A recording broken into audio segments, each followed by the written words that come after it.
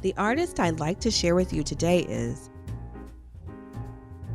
Pacita Abad, painter and Trapunto artist.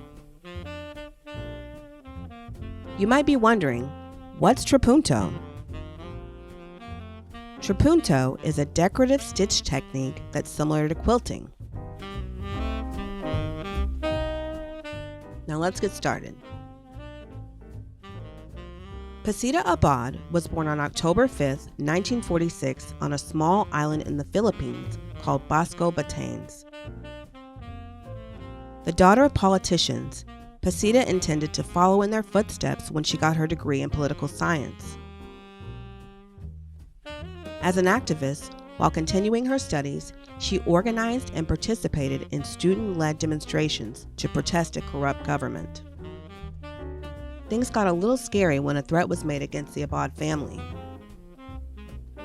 For her safety, Pacita's parents sent her to Spain to finish her studies.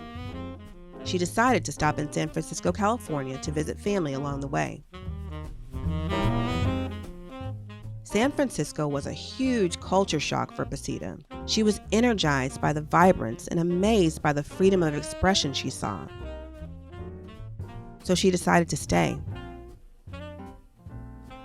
While applying to schools, Pacita worked 2 jobs, volunteered helping refugees, and was active in Asian American politics and cultural affairs. Her interest in art began when she moved to a groovy new neighborhood known as the Haight-Ashbury District, a community of hippies, artists, and free spirits. In 1973, Pacita met someone special. Together, they spent 12 months hiking throughout Asia. She was inspired by all the unique styles of art in every country they traveled to. It was life-changing. When Abad got back to San Francisco, she called her parents to tell them the news. She wanted to be an artist. In 1975, Pacita Abad began her journey around the globe. As she traveled, she painted. She traveled to Egypt and Greece and France, where she experienced an illegal immigration raid. Then to Washington, D.C., where she began her first formal training at the Caracan School of Art. In Guatemala, Abad spent a month painting churches and Mayan ruins and meeting local artists.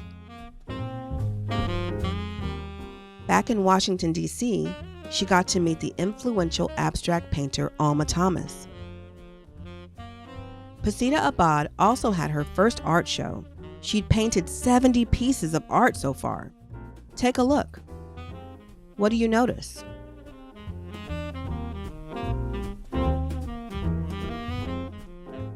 Abad's next stop was Bangladesh, then Nepal, where she volunteered in aiding refugees. In 1981, Pacita began using new techniques like Trapunto. She could roll up her canvas and carry it anywhere now. While living in the Dominican Republic, she visited Haiti and is influenced by the Drapeau voodoo flags covered in sequins. Here's some of Abad's work after she began using Trapunto and beadwork.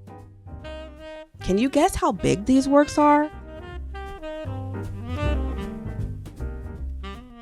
Abad's Trapunto works are 7 to 17 feet tall.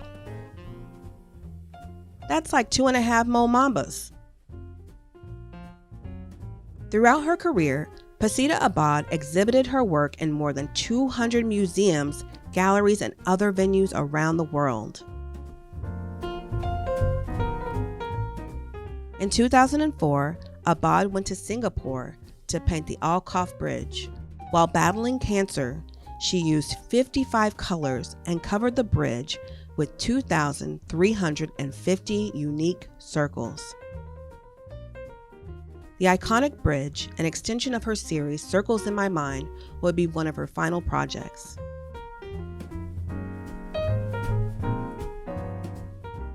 Of her work, Pacita said, "I always see the world through color, although my vision, perspective, and paintings are constantly influenced by new ideas and changing environments. I feel like I am an ambassador of colors, always projecting a positive mood that helps make the world smile. Now it's time to create art inspired by the artist. We'll be making circles inspired by Pacita Abad. For this activity, you will need a small plate, a small amount of painted pasta, a sponge brush, a small amount of paint, and a paper towel. To begin, I'm going to shake up my paint just a little bit to make sure that it's all nice and mixed together. Slowly remove the lid and dip just the end of your sponge brush into your paint cup and begin brushing the paint onto your plate. You don't want to use too much. It should just be enough to coat your plate in color. And brushing it on thinly like this allows for it to dry much quicker so that when it's time to glue your pasta on, it'll be completely dry. And notice how I'm not going all the way to the outer edge, and that's just so I can hold on to my plate while still painting most of it. Okay, and when that's done, go ahead and set your paint and your brush to the side. You'll need classic school Elmer's glue for this.